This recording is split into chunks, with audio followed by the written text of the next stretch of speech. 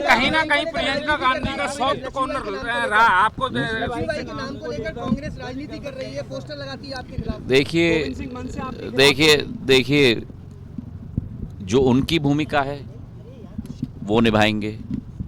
जो लोगों ने इतिहास का एक पन्ना भी नहीं पढ़ा है उनको जो कहना है कहने दो। मेरा कर्म, मेरी सोच, मेरी विचारधारा, मेरे परिवार की सोच ग्वालियर के प्रति समर्पित है, संभाग के प्रति समर्पित है, मध्य प्रदेश के प्रति समर्पित है और देश के प्रति समर्पित है। और मुझे किसी को भी, खास करके मंच पे जो बैठे हुए थे, उन लोगों को मुझे अपना प्रमाण पत्र देने की ज़रूरत नहीं है।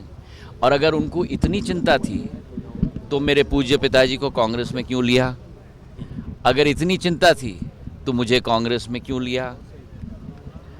अब जो आंखों में खटक रही है ना, तो जो भी दुर्भावना है वो मुंह से प्रकट हो रही है।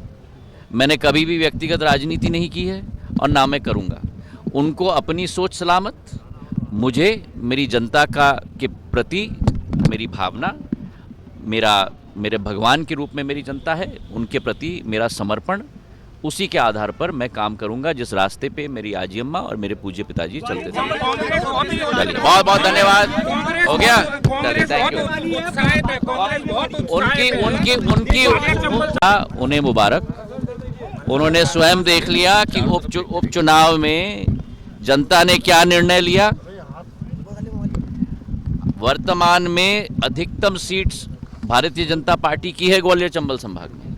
कांग्रेस ने उपचुनाव में अगर कुछ संभव कर पाया है तो अपना पूर्ण बेस समाप्त कर दिया है कांग्रेस ने। जो 26 सीट पे कांग्रेस थी आज 16 सीट पे टिक चुकी है। तो किस भाव की आप बात कर रहे हैं? उनको अपना भाव मुबारक। जनता मेरा भगवान है, जनता निर्णय लेगी, जो जनता निर्णय लेगी सिरमाते हैं। हम अपने धर्म और अपने कर्म के कार्य पे चले हैं, विकास और प्रगति के काम पे चले। बहुत बहुत धन्यवाद।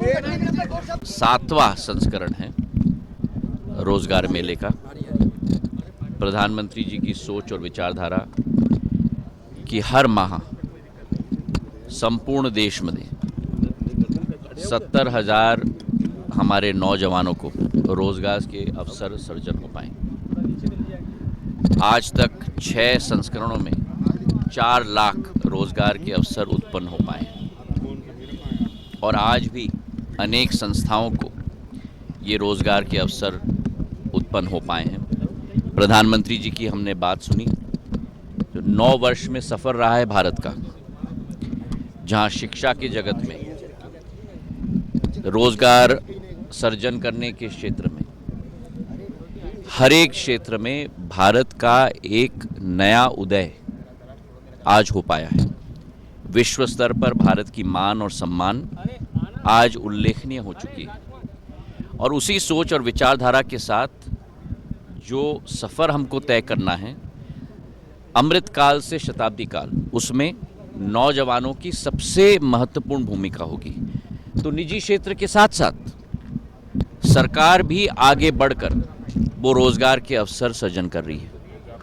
2014 के पहले जब या तो रोजगार के अवसरों के लिए लाइन पे खड़ा होना पड़ता था और या तो ऑफिस के चक्कर खाना पड़ते थे, आज मंत्रालय और मंत्री स्वयं हमारे नौजवान साथियों के समक्ष बैठकर उनको नियुक्ति पत्र प्रदान कर रहे हैं। तो मैं बधाई देना चाहता हूं हमारे नौजवानों को और ये उनकी उज्जवल भविष्य की कामना करता हूं और ये कामना करता हूं कि आने वाले दिनों में उनके द्वारा केवल मध्य प्रदेश का उत्थान, ग्वालियर का उत्थान नहीं, लेकिन पूरे संपूर्ण भारत का उत्थान उनके द्वारा हो पाए। एलिवेटेड के लिए 970 करोड़ की राशि आपने स्वीकृत कराई। मुझे बड़ी खुशी है कि जो हमारा सपना था, प्रद्युम्न जी की जो सोच थी, मुख्यमंत्री जी और हमारा जो सपना था, नरेंद्र सिंह जी और श्री जोलकर साहब का सपना था, एक बहुप्रतीक्षित और असंभव कार्य आज ग्वालियर में संभव हो पाया है। एलिवेटेड रोड का पहला भाग मैं स्वयं मॉनिटर कर रहा हूँ हर हफ्ते पर और उसका अब दूसरे भाग की स्वीकृति कैबिनेट से मिल चुकी है। अब उसका टेंडर लगेगा और जल्द से जल्द उसका कार्य भी होगा। और आप लोग देख रहे हैं कि किस तरीके से हम लोग ग्वालियर को बदल रहे हैं।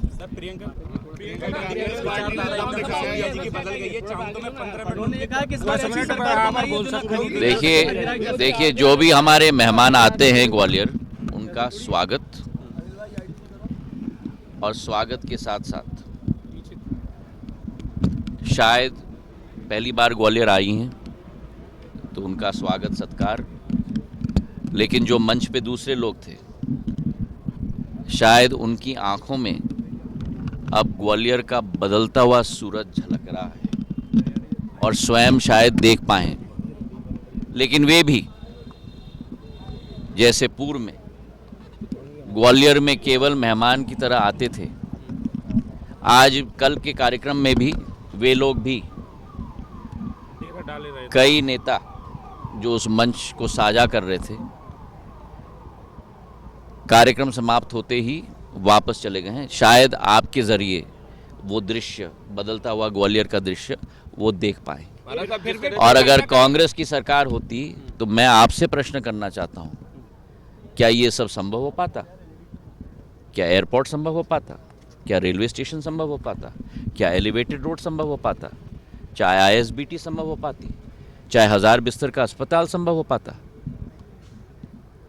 मुख्यमंत्री शिवराज सिंह जी की सरकार, प्रधानमंत्री जी की सरकार विकास और प्रगति पर केंद्रित है, और उसका सबसे बेहतरीन उदाहरण आप और हम स्वयं गवाह हैं कि जिस तरीके से कोरोना काल में देखते हुए भी ग्वालियर बदल रहा है।